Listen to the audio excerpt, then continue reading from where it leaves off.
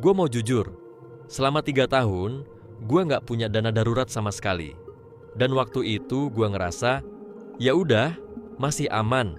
Soalnya gaji masuk tiap bulan, tagihan juga masih kebayar.